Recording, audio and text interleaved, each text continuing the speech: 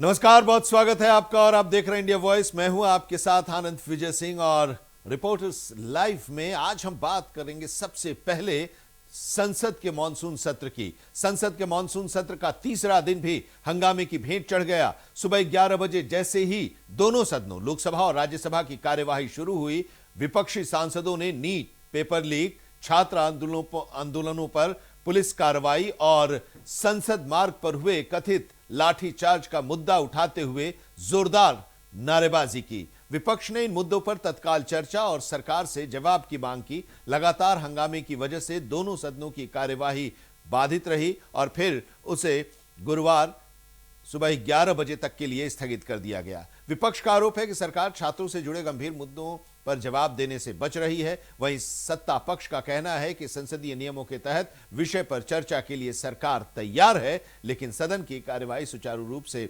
चलना भी जरूरी है। फिलहाल गतिरोध कायम है। दोनों पक्ष अपने अपने रुख पर अड़े हुए हैं। सरकार की तरफ से यह कहा गया है कि वो बातचीत के लिए तैयार है, लेकिन विपक्ष कह रहा है कि जब तक शिक्षा मंत्री का इस्तीफा नहीं होगा तब तक वो न तो कोई बात करेगी और न ही चर्चा में भाग लेगी। देखिए हमारे संवाददाता अरविंद राठौर की ये रिपोर्ट। सत्र का तीसरा दिन भी हंगामे का भेंट चढ़ गया। सुबह 11 बजे राज्यसभा और लोकसभा की कार्यवाही जैसे ही शुरू हुई, विपक्षी सांसदों के तरफ से छात्रों के मुद्दे को लेकर नीट पेपर लीक मामला हो या फिर पुलिस द्वारा की गई कार्रवाई के साथ संसद भवन मार्ग में छात्रों पर की गई लाठीचार्ज के जैसे मुद्दों को लेकर विपक्षी दल के सांसद सरकार को घेरते हुए नजर आए। विपक्षी दलों का आरोप है कि सरकार इन मुद्दों पर चर्चा करना नहीं चाहती है, लेकिन विपक्ष इन मुद्दों को लेकर जोरदार तरीके से उठा रहा है। सरकार पर इस विषय पर सरकार को जवाब देना चाहिए। तीसरा दिन आज जैसे ही सदन की कार्रवाई शुरू हुई, विपक्षी दल के जो सांसद हैं वो काले लिबास में नजर आए। चाहे कांग्रेस पार्टी के नेता हो या फिर समाजवादी पार्टी के नेता या अन्य विपक्षी दल के जो सांसद हैं, वो काले लिबास में संसद भवन पहुंचे थे। उनका विरोध प्रदर्शन जारी था। सदन के बाहर और सदन के अंदर जमकर प्रदर्शन किया, नारेबाजी की। सदन के अंदर भी नोकझोंक देखने को मिली, चाहे बीजेपी सांसद हो या फिर कांग्रेस के सांसद या फिर समाजवादी पार्टी के सांसद। अखिलेश यादव ने जिस तरह से सदन के अंदर छात्रों के मुद्दे को लेकर उठाया, तो कहीं ना कहीं छात्र के मुद्दे को लेकर विपक्ष सरकार को घेरने की पूरी कोशिश में लगा हुआ है, क्योंकि सरकार के तरफ से भले ही कहा जा रहा है कि सरकार छात्रों के हित पर ध्यान देते हुए काम कर रही है, विपक्षी दलों का कहना है कि सरकार को नीट पेपर लीक मामला, छात्रों पर हुई पुलिस लाठीचार्ज को लेकर लंबी चर्चा होनी चाहिए, लेकिन विपक्ष सत्ता पक्ष उन मुद्दों से भाग रहा है। हालांकि संसदीय कार्य मंत्री जो किरण रिजिजू है, उन्होंने साफ तौर पर कहा कि विपक्ष के हर सवाल का सरकार सत्ता पक्ष की तरफ से जवाब दिया जाएगा। नीट पेपर लीक मामले में सदन के अंदर चर्चा भी हुई। उन्होंने मौखिक तौर पर भी कहा और लोकसभा स्पीकर से भी उन्होंने कहा कि सरकार नीट पेपर लीक मामले में सदन में चर्चा कराने को तैयार है, विपक्ष हंगामा न करे। लेकिन विपक्षी दलों के सांसदों का साफ तौर पर कहना है कि प्रधानमंत्री को इस पर जवाब देना चाहिए, क्योंकि सदन के बाहर प्रधानमंत्री छात्रों के मुद्दे को लेकर चर्चा तो करते हैं, लेकिन सदन के अंदर चर्चा करने की बजाय वो चुप्पी साधे रहते हैं, यानी चर्चा से वो भागते हैं।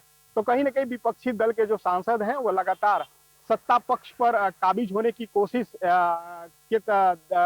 उनके तरफ से दिख रही है। लगातार प्रदर्शन हो रहा है, लगातार कांग्रेस पार्टी के नेता हो या फिर समाजवादी पार्टी के नेता है या अन्य जो विपक्षी दल के जो सांसद हैं, एक दूसरे पर कटाक्ष करते हुए नजर आ रहे हैं।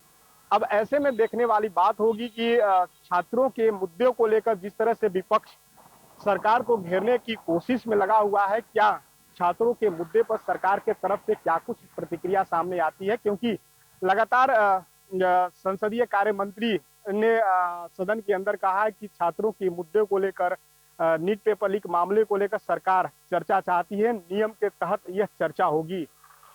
वहीं बात करें तो लोकसभा अध्यक्ष ने भी आज केंद्रीय शिक्षा मंत्री धर्मेंद्र प्रधान को अपने कक्ष में बुलाया है और उनसे वार्ता की है। नीट पेपर लीक मामले में संसद में जो चर्चा होगी उसमें समय निर्धारित सबकी की जाएगी कि आखिर किस दल को कितना बोलना है, सरकार की तरफ से कौन जवाब देगा। इन विषयों पर भी चर्चा हुई है। अब ऐसे में देखने वाली बात होगी कि लगातार जिस तरह से विपक्षी दल के जो सांसद हैं विरोध प्रदर्शन कर रहे हैं, क्योंकि सदन की कार्यवाही 13 अगस्त तक चलनी है और 3 दिन सदन की कार्यवाही हंगामे का भेंट चढ़ गया। ऐसे में सरकार द्वारा जो बिल लाने की कोशिश उनके तरफ से की जा रही थी या फिर जनता से मुद्दे को जोड़कर सरकार सदन के अंदर बहस करना चाहती है, वो अभी तक नहीं हो पाया है।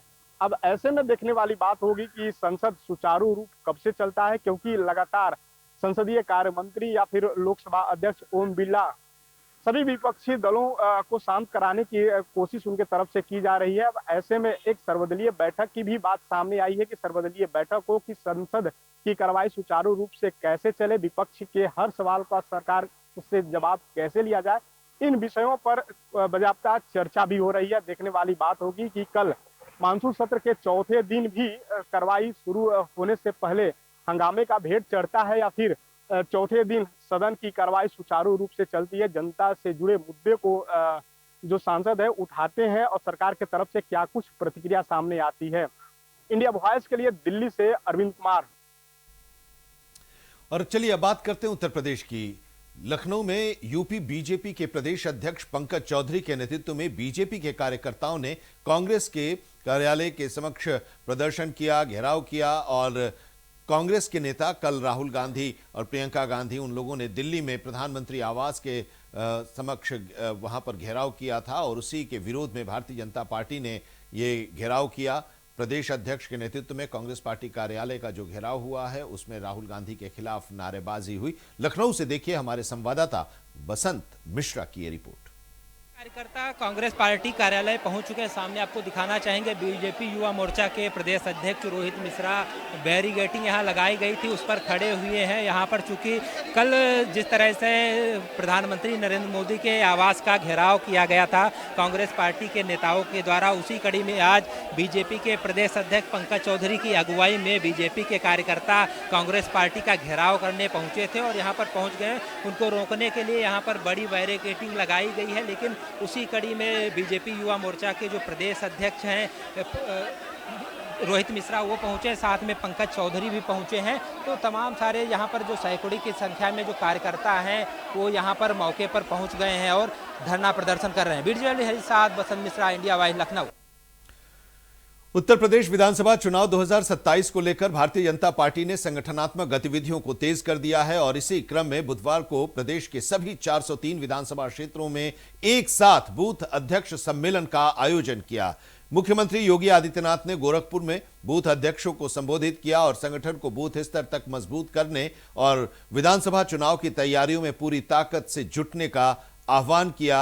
उन्होंने कार्यकर्ताओं से सरकार की योजनाओं और उपलब्धियों को जनता तक पहुंचाने का संदेश भी दिया है और अलग अलग जगहों पर बीजेपी के तमाम बड़े नेता और मंत्री वहां पर गए और इसमें उन लोगों ने शिरकत की और मार्गदर्शन किया बूथ के जो पदाधिकारी हैं भारतीय जनता पार्टी के और जो कार्यकर्ता हैं उनका। हमारे संवाददाता अजहर खान की ये रिपोर्ट देखिए। इस विधानसभा चुनाव से पहले भारतीय जनता पार्टी के द्वारा उत्तर प्रदेश के 75 जिलों की 403 विधानसभा सीटों में बूथ अध्यक्ष सम्मेलन का आयोजन किया जा रहा है और इस आयोजन के माध्यम से भारतीय जनता पार्टी बूथ स्तर पर पार्टी और संगठन को मजबूत करने का काम करेगी और इसी के अलावा इसकी जिम्मेदारी उत्तर प्रदेश के मुख्यमंत्री Yogi Adityanath, deputy CM Brajesh Pathak, deputy CM Keshav Maurya और साथ ही उत्तर प्रदेश सरकार में तमाम मंत्री जो हैं इनको दी गई है। ये तमाम लोग अलग अलग जिले में जा रहे हैं। बूथ अध्यक्ष सम्मेलन के आयोजन में हिस्सा लिया आज उन्होंने और तमाम कार्यकर्ताओं को, तमाम लोगों को संबोधित किया। 2027 के विधानसभा चुनाव को लेकर पार्टी का क्या कुछ नैरेटिव है, क्या कुछ आगे की योजना है, सरकार की क्या कुछ योजना चलाई जा रही है, उसका लाभ लोगों तक किस तरीके से पहुंच रहा है, इसको लेकर तमाम लोगों को संबोधित किया गया। मुख्यमंत्री योगी आदित्यनाथ गोरखपुर में थे। तमाम डिप्टी सीएम की बात की जाए और उत्तर प्रदेश सरकार में मंत्री थे, अलग अलग जिलों में पहुंचे, बूथ अध्यक्ष सम्मेलन में हिस्सा लिया। फिलहाल 2027 विधानसभा चुनाव से पहले भारतीय जनता पार्टी बूथ स्तर पर संगठन को और पार्टी को मजबूत करने में जुट गई है। कैमरा पर्सन हरीश के साथ अजहर खान, इंडिया वॉइस, लखनऊ।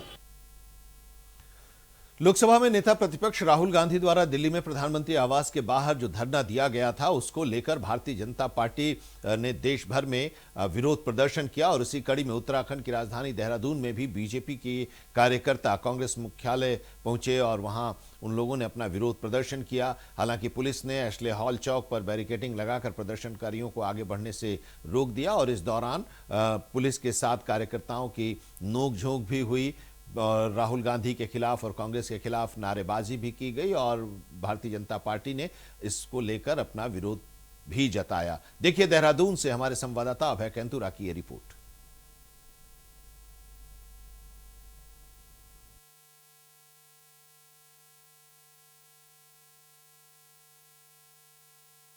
कांग्रेस ने कल दिल्ली में प्रधानमंत्री आवास के बाहर प्रदर्शन किया। नेता प्रतिपक्ष राहुल गांधी उस प्रदर्शन शामिल थे। सोनिया गांधी प्रदर्शन, आज उसी के खिलाफ बीजेपी का पूरे देश के सभी राज्यों में इस तरह का विरोध प्रदर्शन है। देहरादून में भी बीजेपी के कार्यकर्ता कांग्रेस भवन का घेराव करते नजर आ रहे हैं। बीजेपी का आरोप है कि कांग्रेस पूरे देश में अराजकता का माहौल बनाने की कोशिश कर रही है और उसी अराजकता के माहौल को मिटाने के लिए, कांग्रेस को चेताने के लिए बीजेपी अपना रूप यहाँ पर सड़कों पर दिखा रही है। बीजेपी का प्रदर्शन सिर्फ इस रूप में है कि कांग्रेस पार्टी को इस तरीके से युवाओं के सहारे अपनी राजनीति को कर देना छोड़ना चाहिए। युवाओं के कंधे पर बंदूक रखकर राजनीति नहीं करनी चाहिए। अगर इसी तरीके से विपक्ष का रवैया रहता है तो फिर आने वाले दिनों में ये कह सकते हैं कि कांग्रेस के खिलाफ बीजेपी का जो प्रदर्शन होगा और उग्र होता नजर आएगा। फिर शायद यह आंदोलन सियासी रूप भी यहाँ पर धारण कर सकता है। कैमरा में नसमाजाद, अभय कैंतुरा, इंडिया वाइज, देहरादून।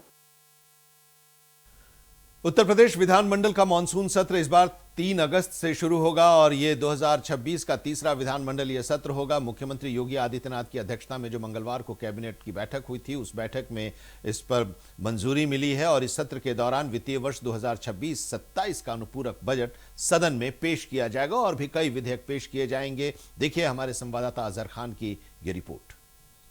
से उत्तर प्रदेश में विधानसभा मॉनसून सत्र शुरू होने वाला है और ऐसे में ये कयास लगाया जा रहा है, जिस तरीके से संसद सत्र में विपक्ष ने जमकर हंगामा किया, वहीं उत्तर प्रदेश में मॉनसून सत्र में भी विपक्ष तमाम मुद्दों को मुखरता से उठा सकती है। 3 अगस्त से विधानसभा मॉनसून सत्र उत्तर प्रदेश में शुरू होगा और ऐसे में विपक्ष के पास इस वक्त तमाम ऐसे मुद्दे हैं, क्योंकि जिस तरीके से दिल्ली के जंतर मंतर पर छात्रों के द्वारा पेपर लीक, केंद्रीय शिक्षा मंत्री धर्मेंद्र प्रधान के इस्तीफे की बात करी जा रही है, इसको लेकर धरना प्रदर्शन किया जा रहा है। अखिलेश यादव वहां पर पहुंचे, राहुल गांधी वहां पर पहुंचे और ऐसे में उत्तर प्रदेश में 2027 विधानसभा चुनाव से पहले ये मॉनसून सत्र का आयोजन होना है, जिसमें विपक्ष अपनी अहम भूमिका निभाने वाला है। ये कयास लगाया जा रहा है जिस तरीके से संसद सत्र में विपक्ष ने किस मुखरता से तमाम मुद्दों को उठाया, तमाम बवाल देखने को मिला, तो उत्तर प्रदेश के मॉनसून सत्र में भी विपक्ष की यही भूमिका रहने वाली है। और ऐसे में चाहे राम मंदिर चढ़ावा चोरी मामला हो, पेपर लीक का मामला हो, युवा रोजगार का मामला हो, इन तमाम मुद्दों को विपक्ष प्रमुखता से उठाएगा। कैमरा पर्सन हरीश के साथ अजहर खान, इंडिया वॉइस, लखनऊ। दिल्ली में छात्रों के समर्थन में हुए प्रदर्शन के बाद समाजवादी पार्टी की सांसद डिंपल यादव की संवेदनशील तस्वीरें अब लखनऊ स्थित समाजवादी पार्टी के मुख्यालय के पोस्टरों में नजर आ रही हैं। घायल छात्र की मदद और आंदोलन में सक्रिय भूमिका को समाजवादी पार्टी ने अपने पोस्टरों के जरिए प्रमुखता से उसे जज्बा किया है और दिखाने की कोशिश की है। छात्रों और युवाओं को अपनी तरफ आकर्षित करने की भी एक कोशिश हुई है और इसे एक राजनीतिक संदेश के तौर पर, रणनीति के तौर पर देखा जा रहा है। और इस पूरे मामले के बारे में विस्तार से बता रहे हैं हमारे संवाददाता अजहर खान। पेपर लीक और केंद्रीय शिक्षा मंत्री धर्मेंद्र प्रधान के इस्तीफे को लेकर छात्र लगातार दिल्ली के जंतर मंतर पर धरना प्रदर्शन कर रहे हैं और इस बीच कल समाजवादी पार्टी के राष्ट्रीय अध्यक्ष और कांग्रेस नेता राहुल गांधी प्रधानमंत्री आवास पहुंचे और वहां पर धरना प्रदर्शन करने लगे। इसको लेकर समाजवादी पार्टी कार्यालय के बाहर एक होर्डिंग लगाई गई है। मेरे पीछे की तस्वीरों में आप देख सकते हैं, जब अखिलेश यादव और राहुल गांधी प्रधानमंत्री आवास का घेराव करने पहुंचे तो पुलिस ने उन्हें डिटेन किया। ये वही तस्वीर जो है वो यहाँ पर समाजवादी पार्टी कार्यालय के बाहर लगाई गई है और उसमें साफ तौर से लिखा हुआ है कि छात्रों के समर्थन में समाजवादी हुंकार नहीं चलेगी, ये युवा विरोधी सरकार। ये साफ संदेश देने की कोशिश की जा रही है कि छात्रों के साथ है समाजवादी पार्टी। इसके ठीक बगल में एक और होर्डिंग लगाई गई है, तस्वीरों में हम आपको दिखाएंगे, क्योंकि बीते दिन जिस तरीके से समाजवादी पार्टी की सांसद डिंपल यादव कॉकरोच जनता पार्टी के द्वारा जो प्रदर्शन किया जा रहा है जंतर मंतर पर, वहां पर तमाम छात्रों से मिलने पहुंची थी, उनका हालचाल जाना था। और तस्वीरें आप देख सकते हैं किस तरीके से डिंपल यादव जो हैं वो बच्चों को पानी पिलाती नजर आ रही हैं, पुलिस की अधिकारी से बात करती नजर आ रही हैं, क्योंकि परसों जिस तरीके से डिंपल यादव वहां पर पहुंची थी और कॉकरोच जनता पार्टी के बैनर तले जो छात्र प्रदर्शन कर रहे थे उनसे मुलाकात की थी। क्योंकि देखिए छात्रों पर लाठीचार्ज हुई थी और उसके बाद समाजवादी पार्टी के राष्ट्रीय अध्यक्ष अखिलेश यादव प्रधानमंत्री आवास पहुंचे थे, राहुल गांधी वहां पर पहुंचे थे और वहां धरने पर बैठ गए थे, जिसके बाद पुलिस ने उनको हिरासत में लिया। लेकिन इसके बाद देखिए प्रदेश भर में जो धरना प्रदर्शन है वो शुरू हो गया। लखनऊ की बात की जाए, जन भवन के बाहर कांग्रेस प्रदेश अध्यक्ष अजय राय धरने पर बैठ गए और इसके अलावा हजरतगंज की बात की जाए तो समाजवादी पार्टी के तमाम ऐसे कार्यकर्ता जो है वो इसके विरोध में प्रदर्शन कर रहे थे, क्योंकि अखिलेश यादव को हिरासत में ले लिया गया था। फिलहाल जब समाजवादी पार्टी के ट्विटर हैंडल से ट्वीट किया गया कि अब आप लोग धरना प्रदर्शन खत्म कर दें, उनको छोड़ दिया गया है। अखिलेश यादव को जब हिरासत में लिया गया था तो उनको छोड़ दिया गया, उसके बाद ही समाजवादी पार्टी के कार्यकर्ताओं ने धरना प्रदर्शन खत्म किया। फिलहाल समाजवादी पार्टी के कार्यालय के बाहर जो ये होर्डिंग लगाई जा रही है, इससे समाजवादी पार्टी ने साफ संदेश दिया है कि छात्रों के साथ समाजवादी पार्टी खड़ी है और ये मुद्दा आगे भी बना रहेगा। कैमरा पर्सन हरीश के साथ अजहर खान, इंडिया वॉइस, लखनऊ। उत्तर प्रदेश के कुशीनगर के खड्डा स्थित एक निजी मैरिज हॉल में आयोजित मुख्यमंत्री सामूहिक विवाह कार्यक्रम में सुरक्षा व्यवस्था को लेकर गंभीर सवाल उठे। आरोप है कि समाज कल्याण विभाग ने बिना पर्याप्त सुरक्षा इंतजामों के हजारों लोगों को कार्यक्रम स्थल पर एकत्र कर लिया और यह भी बताया जा रहा है कि उस मैरिज हॉल में फायर सेफ्टी के मानकों की व्यवस्था और आवश्यक पंजीकरण भी नहीं था। इसी को लेकर वहां पर सवाल भी उठ रहे हैं और समाज कल्याण अधिकारी रमाशंकर यादव ने अपनी जिम्मेदारी से पल्ला झाड़ने का आरोप भी झेला है। देखिए हमारे संवाददाता अनुराग तिवारी की ये रिपोर्ट। के खड्डा शाही मैरिज हॉल में हमारी मौजूदगी है और सामूहिक विवाह का यहाँ पर कार्यक्रम हो रहा है और हजारों भीड़, मेरे पीछे आप देख सकते हैं जो तमाम लोगों की भीड़ है वो यहाँ पर मौजूद है। अंदर भी जो है काफी भीड़ है और तमाम जो मुख्यमंत्री सामूहिक विवाह योजना के अंतर्गत जो लाभार्थी हैं वो जो है विवाह के लिए यहाँ पर पहुंचे हुए हैं। लेकिन अगर फायर सेफ्टी नॉर्म्स की बात करें इस मैरिज हॉल में तो किसी तरीके की व्यवस्था नहीं है।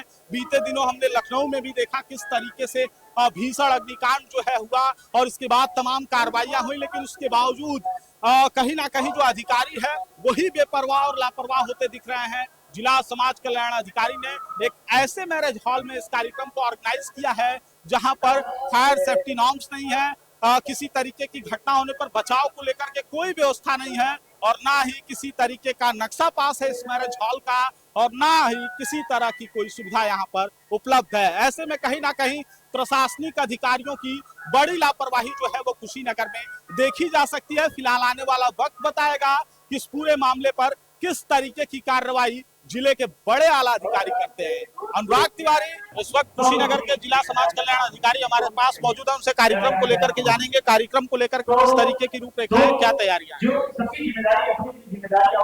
सब। एक 231 जोड़े का रजिस्ट्रेशन हुआ है, उसमें 38 जो है मुस्लिम है, 6 हिंदू है। अभी जोड़े आ रहे हैं, बैठ रहे हैं, देखते हैं उसमें से कितने जोड़े आज सम्मिलित होते हैं। इतना बड़ा कार्यक्रम हो रहा है, हजारों की संख्या में भीड़ यहाँ जुट रही है। फायर सेफ्टी नॉर्म्स को लेकर के कोई व्यवस्था नहीं है। जिस मैरिज हॉल में आप कार्यक्रम कर रहे हैं यहाँ कोई रजिस्ट्रेशन नहीं है, क्या व्यवस्था है फायर सेफ्टी नॉर्म्स को लेकर? रजिस्ट्रेशन हो रहा है, जिसे रजिस्ट्रेशन होता है जोड़े आकर क्या बैठते हैं, शेष प्रशासन लगा रहता है। फायर सेफ्टी नॉर्म्स को लेकर के कोई व्यवस्था नहीं है, अगर कोई घटना होती है तो उसका जिम्मेदार कौन होगा? यहाँ फायर को ऑलरेडी लेटर जाता है और वो अपनी व्यवस्था करते हैं, वहाँ व्यवस्था होती रहती है। व्यवस्था नहीं है, जिस मैरिज हॉल में आप कार्यक्रम कर रहे हैं ये रजिस्टर्ड भी नहीं है।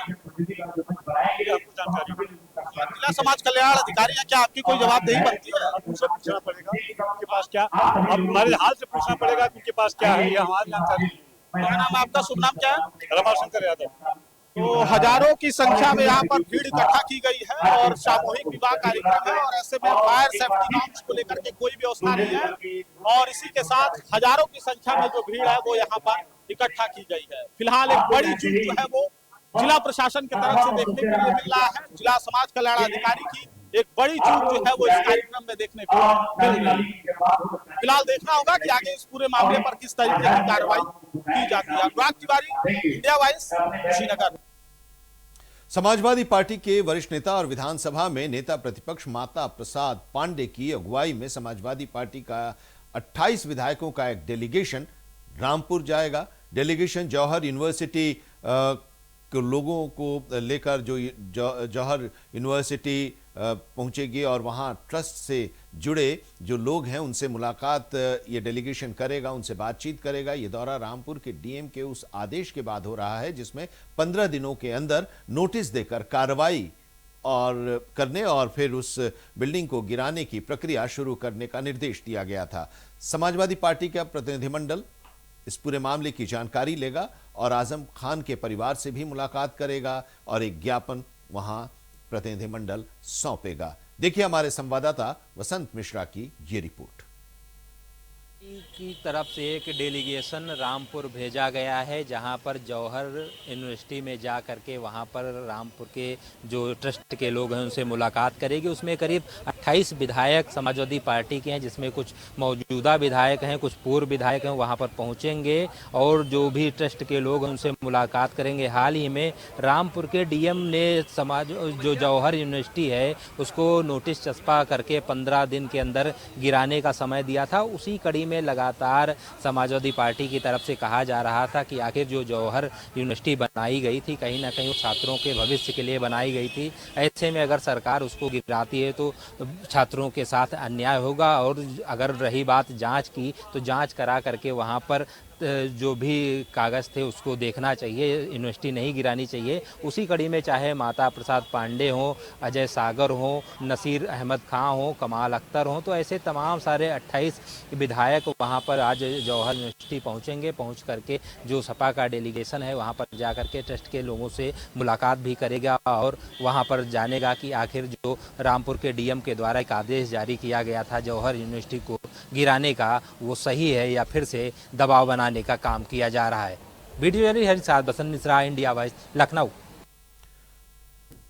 उत्तर प्रदेश समेत कई राज्यों में छात्र न्याय और पारदर्शी भर्ती परीक्षाओं की मांग कर रहे हैं और इसको लेकर प्रदर्शन कर रहे हैं। दिल्ली में भी इसको लेकर प्रदर्शन हो रहा है। नीट पेपर लीक मामले को लेकर और संसद से लेकर सड़क तक इसको लेकर प्रदर्शन हो रहा है, हंगामा हो रहा है और अपनी मांगों को लेकर लोग सड़क पर उतरे हैं। इसी क्रम में कानपुर में भी छात्रों की अपनी राय है। छात्र भी नाराज हैं इस तरह के जो व्यवस्थाएं हैं और जो प्रश्न पत्र लीक हो रहे हैं उसको लेकर उन लोगों से खास बातचीत की कानपुर में हमारे संवाददाता कुशाग्र अवस्थी ने। प्रदर्शन को लेकर सियासत गरमाई हुई है, वहीं लगातार जंतर मंतर पर अभी भी प्रदर्शन जारी है। वहीं 20 जुलाई की पुलिस कार्रवाई को लेकर विपक्ष लगातार सरकार को घेरने में लगा हुआ है। इसी पर हम लोग कुछ आम जनता जिसकी जो आम छात्र हैं उनसे बात कर लेते हैं कि उनकी क्या राय है। जो ये लगातार धरना प्रदर्शन चल रहा है क्या ये सही तरीके से चल रहा है, और जो धर्मेंद्र प्रधान है जो शिक्षा मंत्री है उनके इस्तीफे को लेकर उनकी क्या राय है। हाँ, मेरे लिए तो मेरी नजरिए से तो सही तरीका है, क्योंकि सरकार तक अपनी बात पहुंचाने का इससे ज्यादा पीसफुल तरीका तो मुझे नहीं लगता हो सकता है। सरकार का तो वायलेंट रिएक्शन है जो कि सही नहीं है। सही है, लेकिन मुझे ऐसा लगता नहीं है कि सिर्फ उनके इस्तीफे से चीजें ठीक होंगी, क्योंकि पूरे एजुकेशन सिस्टम को बदलने की जरूरत है। क्योंकि जिस तरीके से अभी वो लोग प्रदर्शन कर रहे हैं और उनकी आवाज वहां तक नहीं पहुंच रही है, अगर मतलब इतनी सारी चीजें हो रही हैं तो उनको भी जवाबदेह होना चाहिए इस चीज में। जी, प्रोटेस्ट जो हो रहा है वो तो बिल्कुल सही हो रहा है, क्योंकि हम एक डेमोक्रेटिक कंट्री में रहते हैं और हमारा पूरा हक है कि हम अगर कुछ जवाब है हमसे तो सवाल पूछा जाए, कुछ सवाल है तो हम जवाब मांगे गवर्नमेंट से। तो और ये भी नहीं हम स्टूडेंट्स कुछ ऐसा तरीका इस्तेमाल कर रहे हैं जिससे सामने वाले को कोई हानि हो। हम एक पीसफुल प्रोटेस्ट कर रहे हैं, एक हमारे हक के लिए प्रोटेस्ट कर रहे हैं। हमें अकाउंटेबिलिटी चाहिए, हमें ट्रांसपेरेंसी चाहिए, हम इसके लिए प्रोटेस्ट कर रहे हैं, तो ये अच्छी बात है। यहाँ हमारे साथ कुछ छात्र थे जिन्होंने बताया और अपनी बात रखी हम लोगों से कि लगातार जो पेपर लीक हो रहा है सरकार को इस पे ध्यान देना चाहिए और साथ ही साथ एग्जामिनेशन सिस्टम को चेंज करने की जरूरत है। वीडियो जर्नलिस्ट टकी के साथ कुशाग्र अवस्थी, इंडिया वॉइस, कानपुर। और इसी के साथ रिपोर्टर्स लाइव में आज इतना ही, लेकिन देश और दुनिया की खबरों के लिए आप जुड़े रहिए इंडिया वॉइस के साथ।